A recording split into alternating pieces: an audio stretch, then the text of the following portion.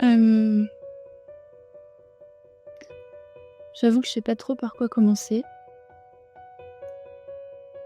En fait, c'est clairement le bordel, je pense, dans ma tête et j'ai longtemps réfléchi à comment sortir ce que j'avais, en moi, dans la tête, cet embouteillage, en fait, de pensées qui fait des nœuds au cerveau, clairement. J'ai vraiment cette image-là, en fait, de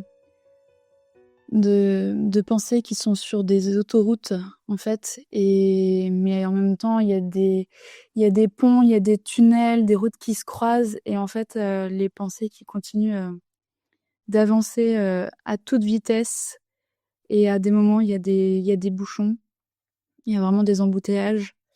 C'est cacophonique et du coup, je me suis longtemps dit: «Mais comment j'ai envie d'aborder ce que j'ai envie d'aborder comme sujet?»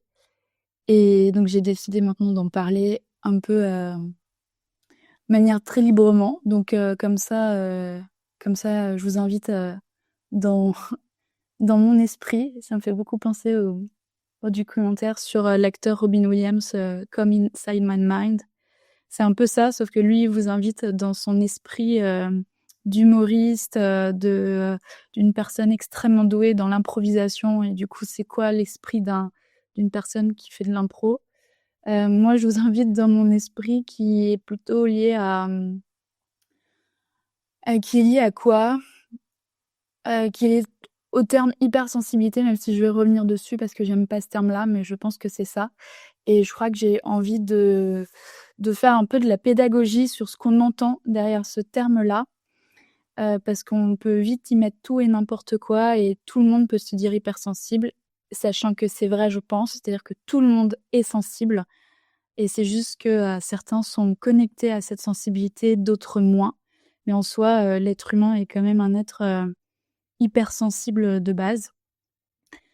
Hem et du coup, voilà. Donc j'ai envie, je pense, de vous parler de ça et je pense que ça a été, un élément déclencheur. C'est que j'ai reçu mon numéro, de sciences humaines, hein, du coup, du magazine, hier, qui était centré sur et qui est centré parce que je le lis là, qui est centré sur les hypersensibles, comment vivre quand tout nous affecte et je crois que j'ai envie de parler de ça. Hem, parce que moi, on m'a souvent dit et on me le dit encore aujourd'hui, en fait, d'être trop sensible, trop émotive, trop empathique. Ça, on me l'a beaucoup ressorti.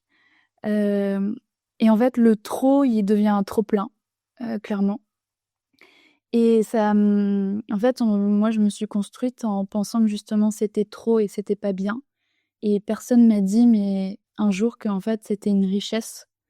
Que c'était ma lumière de, pouvoir, sentir, le monde autour de nous, pouvoir sentir le monde autour de moi, en fait aussi vraiment et le monde, mon monde intérieur et hem et en fait aujourd'hui j'ai envie de le voir comme une richesse, même si honnêtement c'est pas encore simple de changer son regard, là-dessus quand, depuis tout petit on est matrixé au fait que, les émotions, il faut quand même plus ou moins les cacher ou en tout cas, il faut pas trop les exprimer non plus.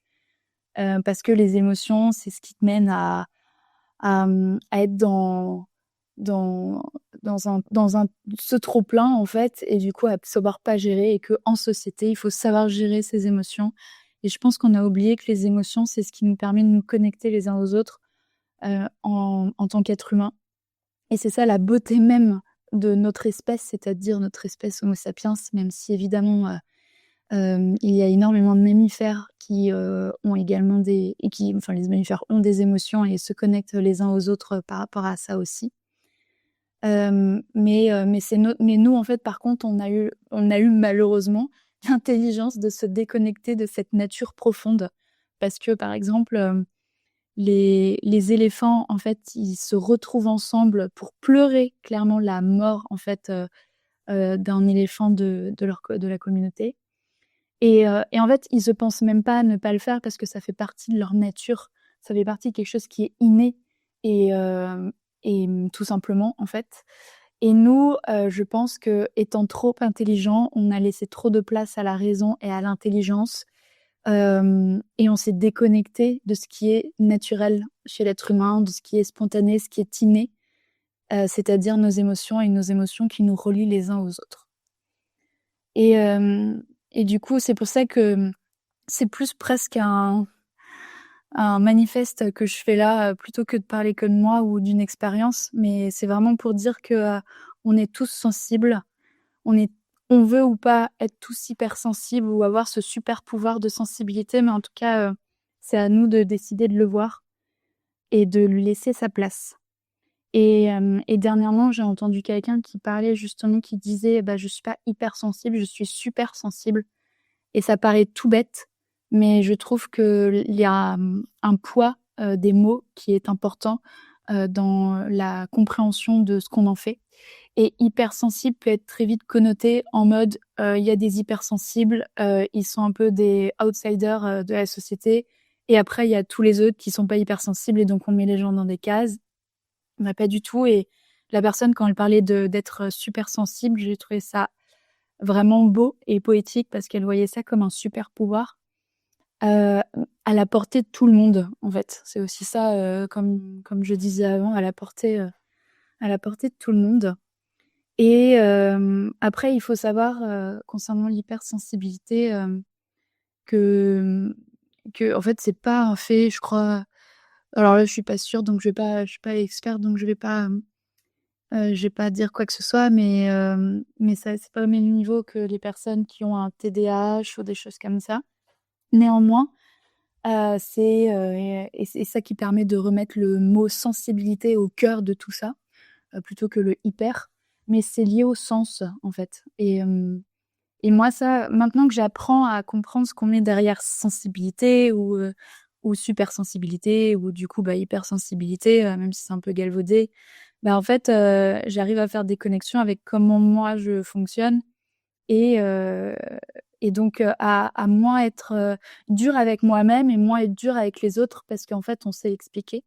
Et en fait, la sensibilité, c'est lié au sens et du coup, au sens comme l'ouïe, la vue, le toucher, qu'importe. Et en fait, quand on a, donc je vais parler de super pouvoir, donc ce super pouvoir de sensibilité, on est très, sensible, à tout ce qui est extérieur et qui vient à travers ces sens-là. Par exemple, moi, je sais qu'il y a des vêtements que je peux pas mettre parce que, ça va me gratter ou ça va me déranger, en fait, sur le corps. Il y a des bijoux aussi que je peux pas mettre. Genre, je suis très sensible, je c'est pas trop moi, les bracelets, c'est pas trop mon truc, par exemple. Et en fait, une fois, on m'a dit: «Oui, mais bon, personne n'aime avoir une étiquette qui gratte, derrière, au niveau de son pull, quoi». Et ça, c'est sûr, c'est vrai, personne n'aime ça, mais il faut juste savoir que, il y en a qui ressentent ça peut-être fois 1000 parce que justement, c'est un peu plus décuplé, la sensibilité chez eux. Et moi, je sais que là où c'est décuplé beaucoup, c'est l'ouïe, et je suis très sensible dès qu'il y a des portes qui claquent ou même qui se ferment, on va dire pas fort, et ça peut vite faire des conflits avec les gens qui vivent autour de moi parce que, parce que je peux vite, monter dans les tours parce qu'il y a une porte qui claque alors que la personne va dire: «Mais elle l'a pas claquée», et donc tout est une question de sensibilité à nouveau là. Et en fait, ce qui est intéressant quand on commence à s'intéresser à ces sujets-là, c'est pas tant s'intéresser au sujet de la sensibilité plus que ça, mais c'est vraiment s'intéresser à soi et à son mode de fonctionnement et du coup comment, on fonctionne pour mieux se comprendre et toujours être mieux avec les autres et savoir expliquer en fait aux autres. C'est-à-dire que maintenant, au lieu de monter dans les tours quand il y a une porte qui claque, je sais expliquer le besoin que j'ai derrière qui est, de faire attention en fait au bruit parce que chez moi ça génère, en fait, c'est comme si la porte, elle se claquait dans ma tête. C'est un truc, c'est assez monumental. C'est comme si la porte se claquait aussi dans ma poitrine, dans mon cœur, parce que je ressens presque un choc, en fait, et tellement puissant qui fait que c'est pas agréable, en fait.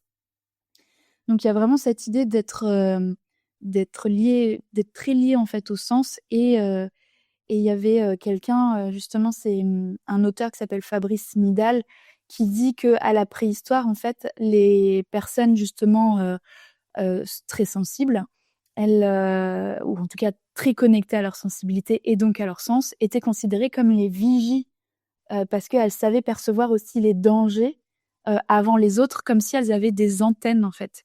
Et il y a aussi ce truc de savoir percevoir l'invisible. C'est-à-dire que, savoir percevoir chez l'autre, en fait, presque une ambiance, si l'autre va pas bien, c'est sans que ce soit ultra montré, très flagrant comme quelqu'un qui se renferme, quelqu'un qui a le regard qui baisse, enfin des signes qui montrent que votre ami ou la personne qui est en face de vous, n'est pas, dans un état habituel en fait. Ça, tout le monde en fait est sensible à ça et tout le monde devrait l'être justement pour, savoir se connecter en fait, aux autres et savoir observer en fait les autres, pour, détecter quand il y a des signaux peut-être, de vigilance, un peu d'alerte. Mais moi je sais que, je suis très, très sensible à ça du coup. Je veux dire, je suis super sensible à ça, c'est mon super pouvoir et ça me permet de me connecter aux autres et il y a une scène qui me vient là en tête, je me rappellerai toujours, en fait, j'étais dans le RER. Je me rappelle très bien, RER A à Paris. Je me rappelle très bien du parcours, je revenais de Disney, donc de Marne-la-Vallée. J'avais laissé des copines qui, elles, prenaient un TGV et donc moi, je rentrais sur Paris parce que, je vis à Paris et donc il est plein, tout le monde est assis. En tout cas, toutes les places assises sont prises. Il y a un peu des gens debout, mais ça va, c'est pas bondé non plus. Et en fait, moi, je sais pas ce que je fais, peut-être je suis en train de lire ou je suis sur mon téléphone, je sais pas trop et à un moment donné, je lève la tête et je vois une personne qui est dans un carré, mais en face et en fait, je sens et je capte tout de suite que ça va pas. En fait, il y a quelque chose qui va pas mais je pourrais pas dire ce qui a fait que je l'ai tout de suite vue et j'ai vu cette personne-là. En fait, elle avait des lunettes de soleil, donc voilà, donc je pouvais pas voir son regard, mais il y avait un truc qui émanait que, comme je sais pas, c'est ça, peut-être les antennes, c'est voir l'invisible et c'est même pas y mettre des mots parce que justement c'est invisible.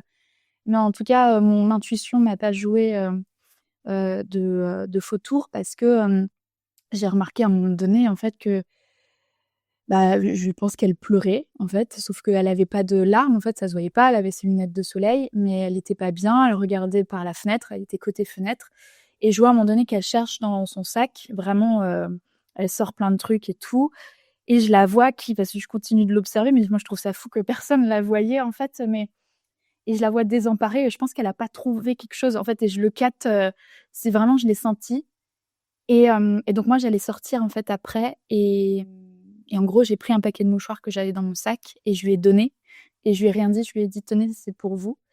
Et en gros, elle a été ultra, étonnée, mais étonnée dans le bon sens, comme étonnée d'une bonté spontanée, en fait, sans qu'elle ait dit quoi que ce soit, sans qu'elle ait montré quoi que ce soit. Où elle, à mon avis, elle devait se dire: «Je suis dans ma bulle, personne ne me voit, je fais tout pour pas qu'on me voit». Parce qu'évidemment, c'est jamais forcément agréable, d'exposer sa vulnérabilité et surtout, dans un lieu public où, en plus, on sait qu'on n'a pas forcément, comme une sorte de bouée de secours, c'est-à-dire un ami qui est avec nous ou quelqu'un, une personne ressource et qu'on est vraiment tout seul. Et du coup, elle a pris, mais elle savait pas trop et en fait, elle a pris un mouchoir, elle a voulu me rendre le paquet et j'ai dit: «Non, non, c'est bon, je vous le donne» mais j'ai senti qu'elle avait pas les mots, mais j'ai tellement senti que, je lui ai, bah, c'est pas pour me lancer des fleurs, hein, que je dis ça, mais en fait, elle était reconnaissante et vraiment beaucoup de gratitude dans ce geste de bonté que je lui ai fait et hem et tout ça pour vous dire, en fait, que c'est ça, en fait, la sensibilité, mais tout le monde est capable de ça. En fait, c'est réussir à suivre son intuition et c'est ça que je trouve beau parce que si on y arrivait et ben, en fait, on serait tellement bons les uns envers les autres, peut-être plus dans le monde et je dis pas qu'on vivrait dans un monde de bisounours, c'est pas ça du tout, même si je pense sincèrement être une grande, utopiste, ça c'est sûr. Mais en fait, on arriverait à faire plus de bien autour de nous parce qu'en fait, c'est les émotions et c'est notre sensibilité qui fait qu'on peut se connecter à ça et que, c'est juste à nous de décider de se reconnecter à tout ça et c'est même pas se reconnecter parce que c'est là, mais juste de laisser à nouveau, revivre en fait cette nature profonde et naturelle, qu'on a et c'est ça en fait la sensibilité et donc la supersensibilité et moi je trouve ça beau et en ce moment, moi je me reconnecte beaucoup à ça parce que ouais, en fait, pour être tout à fait honnête, je suis assez émue d'avoir raconté cette histoire, en fait, parce que ça me fait revivre ce que j'ai vécu et je pense que j'avais une immense empathie envers cette, dame. Je ne savais absolument pas ce qu'elle vivait. J'étais pas là pour le savoir, en fait, enfin, c'était pas, voilà, mais mais je pense que c'est ça, en fait, qui est beau, en fait, chez l'être humain, je trouve, et dans notre espèce, c'est qu'au milieu de tout ça, en fait, le fait qu'on se connecte les uns aux autres par nos sentiments, nos émotions et notre sensibilité, au milieu de cette relation et de ce lien qu'on tend entre 2 personnes qui se connaissent même pas, c'est qu'au milieu, il y a l'empathie et il y a un nœud qui se fait.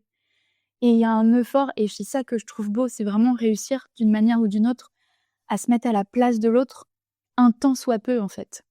Et c'est souvent ce que je dis, hem, dans dans mon travail, parce que c'est un sujet que j'évoque beaucoup, les émotions, mais c'est qu'on peut avoir en face de nous quelqu'un comme cette personne-là qui pleure, ou quelqu'un qui rit, en fait, aussi. Automatiquement, on sait interpréter ce qui se passe. Ça veut pas dire qu'on comprend, ça veut pas dire qu'on sait les raisons et tout ça, mais en fait, on interprète, on sait enfin, on arrive à se connecter à ça. Et cette personne en face, elle peut être complètement, heu, d'une culture différente, de parler une langue différente, avoir, d'une génération différente, donc un âge différent, et pourtant, on se connecte par nos sentiments, parce qu'en fait, si elle pleure, si elle rit, on sait ce qui se passe. On interprète ce qui se passe, parce qu'en fait, on est nous aussi êtres humains, et en fait, ça me paraît tellement inné, et du coup, c'est ça qui est beau, et au milieu de tout ça, dans cette relation, on crée un nœud, on fait vraiment, il y a 2 fils qui se tendent, des 2 personnes qui se connectent avec leur sensibilité, elles font un nœud au milieu, et au milieu, il y a vraiment l'empathie, quoi. Et hem et moi, je trouve ça beau, et moi, en ce moment, je me reconnecte beaucoup à mes émotions, que je laisse aussi exprimer, parce que, quand on grandit avec, cette idée de trop plein, constamment, bah, je vous avoue que, on refoule parce qu'on a l'impression d'être bizarre. On a l'impression d'être, vraiment un peu, pas comme les autres. Et là, en ce moment, j'essaye de me dire que mes larmes, elles sont belles aussi. Il y a pas que les larmes, c'est pas que de la tristesse. Par exemple, là, l'histoire que je vous ai racontée avec cette femme dans le RER, bah, je suis assez émue de la raconter, mais parce que je suis émue de beauté dans la relation, de beauté dans cette relation spontanée, en fait, de 2 personnes qui se connaissent pas et qui se connaîtront jamais, et qui pourtant arrivent à se connecter.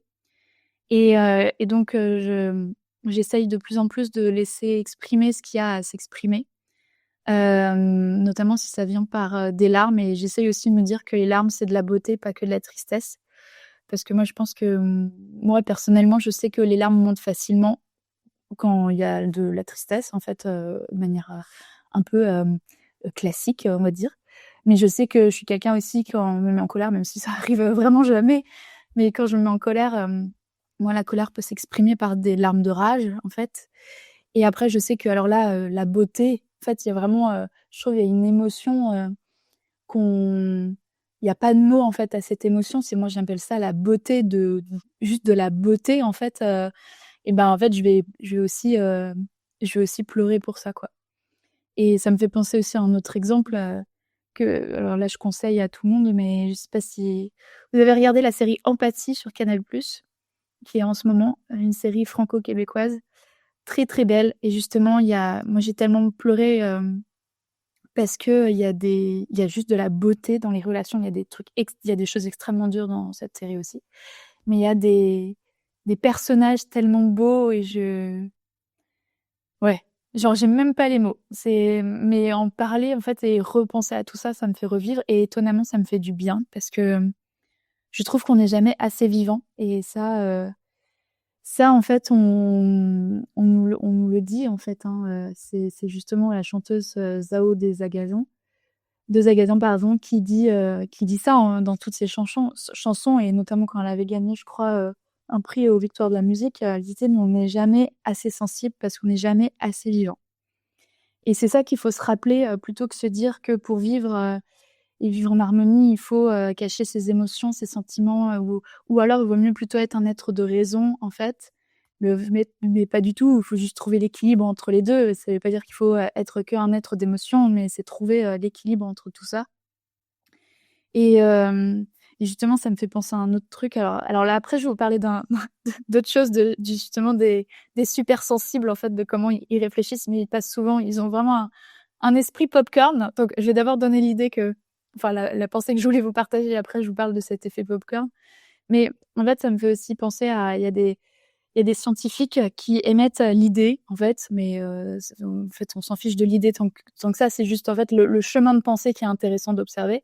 C'est que ils veulent renommer notre espèce, donc aujourd'hui Homo sapiens, en Homo sentiens, parce que justement, Homo sapiens, ça veut dire celui qui sait. Donc, c'est celui qui est intelligent, celui qui raisonne, etc. Sauf qu'aujourd'hui, avec l'intelligence artificielle, on n'est plus celui qui sait ou celui qui réfléchit le plus vite. Et par contre, ils disent que quelque chose qu'on nous enlèvera, mais jamais, même si, genre en ce moment, il y a pas mal de débats sur les IA qui peuvent être dotées de sensibilité. Bref, voilà. Mais quand même, on nous enlèvera jamais notre sensibilité, nos émotions, la curiosité. En fait, tous ces choses imperceptibles, en fait, aujourd'hui, et qui fait qu'on se connecte les uns aux autres et qui fait vraiment notre espèce. Donc tout ça pour dire que voilà, en fait, on s'en fiche qu'on s'appelle Homo sapiens ou Homo sentiens. C'est pas parce qu'on s'appelle Homo sentiens qu'on va plus être des êtres de raison. C'est pas parce qu'on s'appelle depuis la nuit des temps Homo sapiens qu'on n'est pas des êtres d'émotions, de sentiments et tout ça. Donc, mais c'est intéressant juste de se dire qu'il y a des gens qui réfléchissent à ça et il y a des gens qui, au niveau scientifique, sont conscients de tout ça. Et donc, la chose que je voulais vous dire, et ça me permet de faire une parenthèse, mais pour revenir sur le sujet donc les hypersensibles, juste parce que c'est comme ça qu'on appelle dans les ouvrages et tout, mais donc des supersensibles. Et ben en fait, vu que c'est lié au sens, en fait, donc au fait qu'on est connecté aux environnements et aux sens autour de nous fortement, c'est-à-dire au bruit, à la vue, à tout ça. Et ben en fait, ces personnes-là ont une collecte de l'information aussi euh, juste plus importante, mais sans vraiment les mettre dans une case quelconque, hein, mais c'est juste ont une collecte de l'information plus importante parce que justement, elles sont tellement connectées à plein de choses que elles emmagasinent énormément d'informations, mais de tout en fait, vraiment plein d'informations. Et c'est pour ça qu'après, des fois, quand ils parlent, ils ont une pensée en popcorn parce que ça jaillit comme un popcorn, comme du maïs qui pop en fait. Et c'est pour ça qu'ils peuvent passer pas du coq à l'âne, mais vraiment faire des rebonds dans leur chemin de pensée. Et moi, souvent, en fait, moi, je l'avais déjà remarqué chez moi depuis toujours, en fait. J'attribuais ça, moi, à de la créativité et à de la spontanéité, et ça peut l'être aussi, et c'est très bien. Mais j'avais souvent, moi, cette image dans ma tête, parce que je fonctionne beaucoup avec des images, avec des métaphores, etc. Et ben, en fait, moi, j'avais cette image de moi, comment je réfléchis et comment je suis quand je suis en réunion avec des gens et tout ça, et qu'on fait du brainstorming, enfin voilà, du ping-pong d'idées. Ben, moi, en fait, j'ai l'impression d'avoir une immense en fait, dans mon cerveau, c'est plein de tiroirs. Il y a une immense commode, étagère, ce que vous voulez. Il y a des tiroirs, il y a énormément de tiroirs.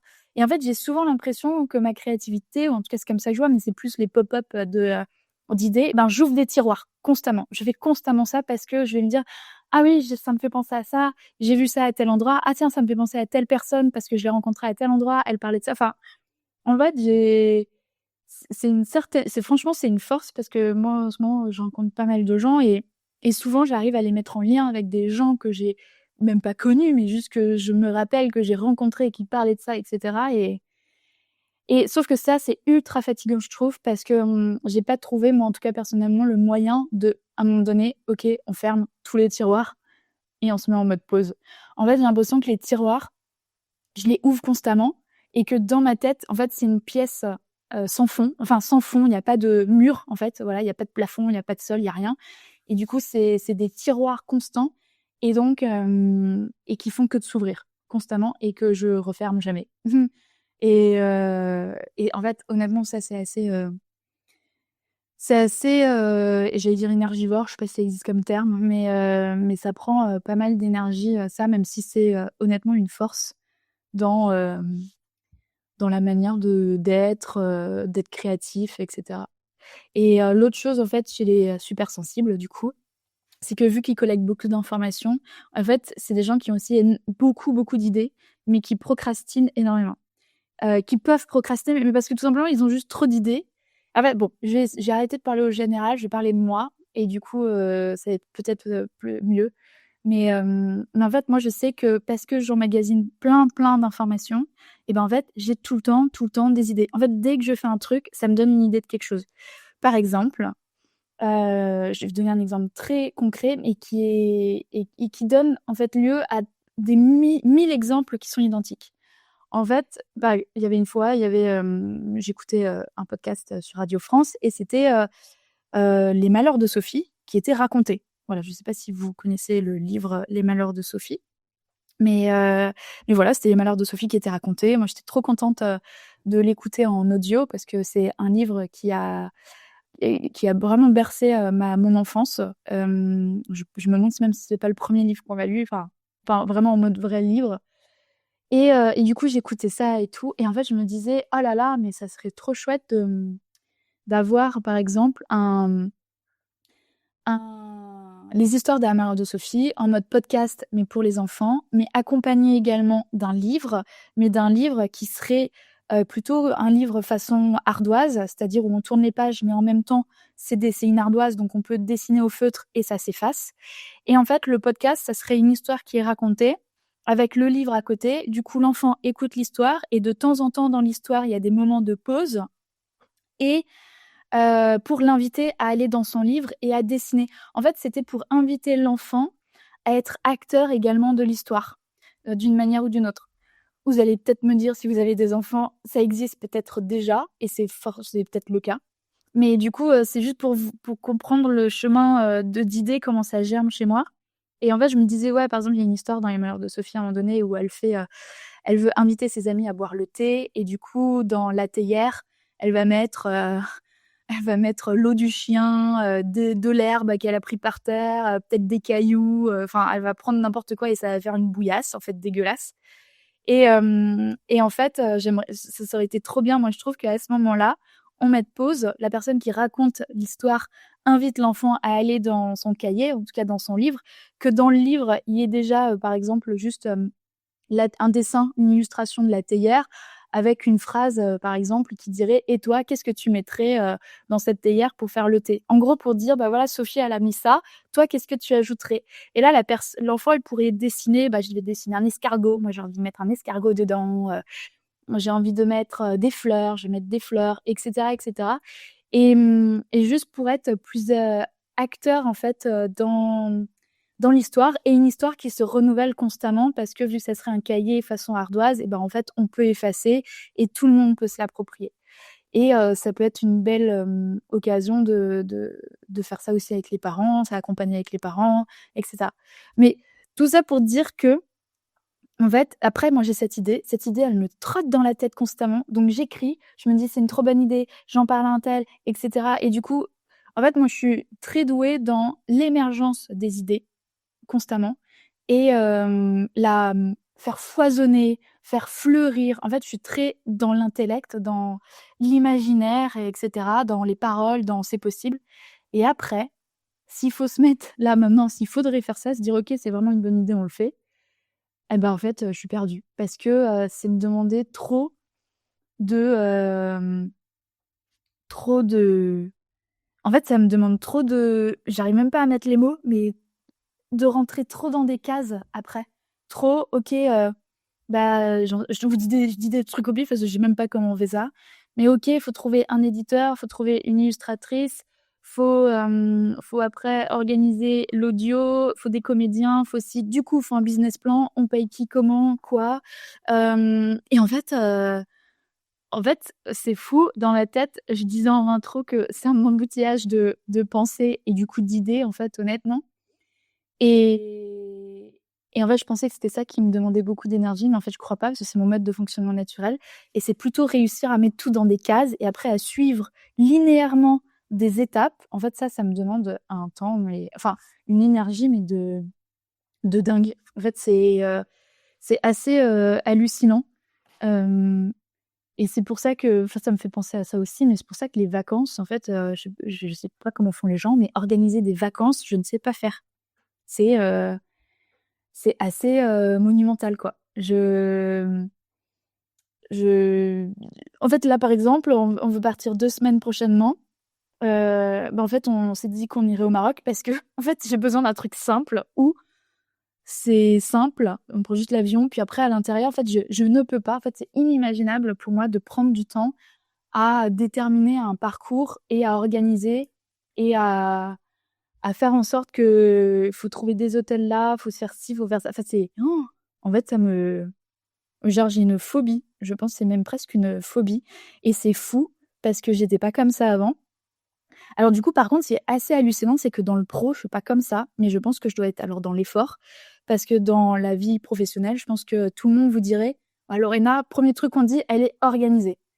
Et c'est vrai parce que je pense que je le suis d'une certaine manière.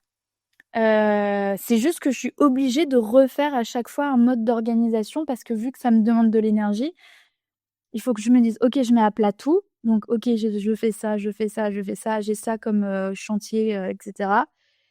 Mais et après vu que ça redevient le bordel à un moment donné, je suis obligée juste de refaire et en fait, je pense que ça me demande de l'effort que dans le monde professionnel, je fais instinctivement parce que le monde professionnel nous invite à être organisés et il faut et ça j'entends et je reviens pas là-dessus. Mais mais moi, c'est assez, inimaginable et du coup, c'est inimaginable parce que j'ai trop d'idées, en fait, aussi. Là, je vous ai donné l'idée de avec Les Malheurs de Sophie, mais il faut imaginer franchement, faut imaginer que dès que je lis un livre, dès que je regarde un documentaire, qu'importe, je suis obligée de prendre des notes parce que, ça me je peux pas être juste dans le plaisir si, parce que je prends du plaisir, mais je suis obligée de prendre des en fait, ça me fait réfléchir. Tout me fait réfléchir et mais après c'est ultra fatigant parce que, faut savoir que le soir, en fait, j'en dors plus. Alors là, je diverge de sujet quand même. Je sais pas du tout comment je vais nommer, ce récit, mais en fait, vu que toute la journée, je suis constamment sollicitée intellectuellement par tout ce que je lis, je vois et cetera, blablabla. Bah, en fait, le soir, c'est fou, mais genre, je suis au lit, je lis, là, je commence à fatiguer, j'arrive même plus à lire. Vous savez, le moment où vous lisez une page et en fait, vous dites: «Oh là là, mais qu'est-ce que j'ai lu?» En fait, je me rappelle même plus. Donc je ferme le livre, j'éteins la lumière et alors là, c'est assez hallucinant.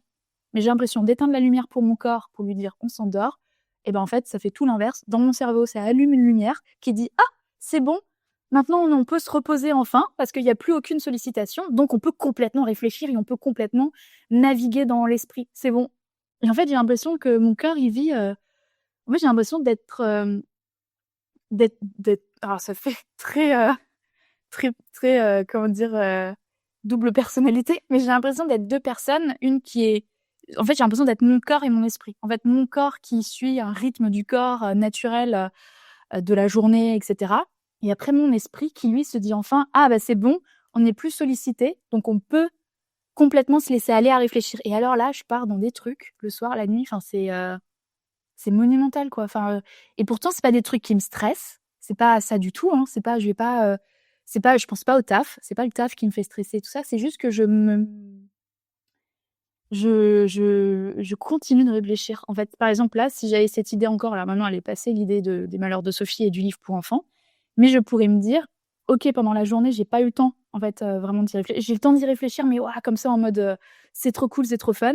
Mais le soir, mon cerveau, il va plus y réfléchir en mode: «Ouais, c'est vachement bien, OK, on y va» et à se projeter, à se dire: «OK, je vais contacter telle personne, je vais en parler à ça» et après, même se faire des scènes de films, donc là, je me fais des scènes de films, je suis en train de parler à un éditeur et cetera et j'essaye de lui vendre mon projet et donc je suis en train de travailler mon pitch et donc dans ma tête, dans mon lit, voilà, la lumière est éteinte, mais dans mon cerveau, c'est genre Times Square, en fait, il y a plein de lumière et il est en train de se faire tous les pitchs du monde pour tous les projets et donc c'est ça qui est ultra fatigant et donc j'ai commencé à parler d'hypersensibilité. Je ne sais absolument pas si c'est un fait d'hypersensibilité ou si c'est juste moi. C'est fortement possible que ce soit juste moi. Mais c'est, compliqué de vivre des fois avec soi-même, hein, quand c'est comme ça parce que en fait, je pense que j'ai une bonne résistance à la fatigue, de manière générale. Mais, mais j'ai l'impression de jamais m'arrêter et du coup, j'ai l'impression de partir dans tous les sens, quoi. Donc, là, je pourrais en fait, ouais, j'ai un cahier d'idées, en fait, parce que du coup, je note des idées partout, donc j'ai un note d'idées sur mon téléphone. J'ai un cahier d'idées et j'ai même un cahier parce qu'en fait, vu que j'ai des cahiers d'idées, mais vu que j'ai des cahiers un peu partout, des fois, j'ai besoin d'un cahier qui est volatile dans mon appartement pour que dès que une idée et ben, en fait, et que j'ai pas mon tel ou quoi que ce soit et ben, en fait, je puisse tout de suite prendre juste ce petit cahier et noter l'idée. Mais voilà, donc Genre, je sais pas comment les gens réagissent si je raconte, tout ça, s'ils se disent: «Oh là là, j'aimerais pas avoir sa vie». C'est possible, mais n'empêche, en fait, ça fait, que je suis très,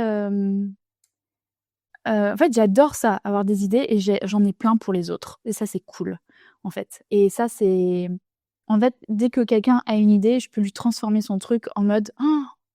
Bref, je lui permets de tout faire, quoi. Enfin et par exemple, là, j'avais des copains qui avaient une idée qui était,